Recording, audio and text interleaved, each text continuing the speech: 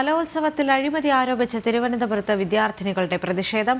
അപ്പീലുകൾ പരിഗണിച്ചില്ലെന്നാരോപിച്ച് Thiruvananthapuram കിഴക്കേക്കോട്ടയിലെ DDE ഓഫീസിന് മുന്നിലാണ് പട്ടം government girls higher secondary സ്കൂളിലെ വിദ്യാർത്ഥികൾ പ്രതിഷേധിച്ചത്.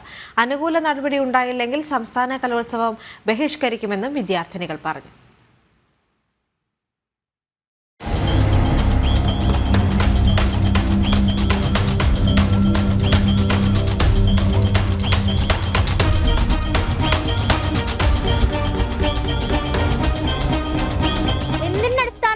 അപ്പീൽ പരിഗണിക്കുന്നത് നിങ്ങൾക്ക് മനസ്സിലാവുന്നില്ല.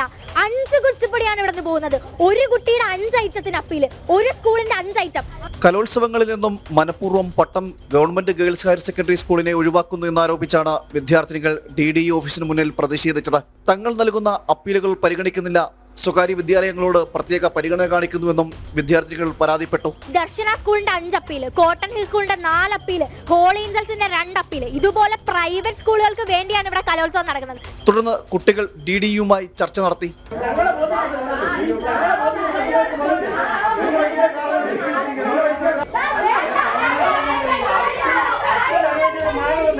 വിദ്യാർത്ഥികളുടെ ആരോപണം അടിസ്ഥാനരഹിതമെന്നും അവർക്ക് നിയമപരമായി നേരിടാമെന്നും DDE വ്യക്തമാക്കി.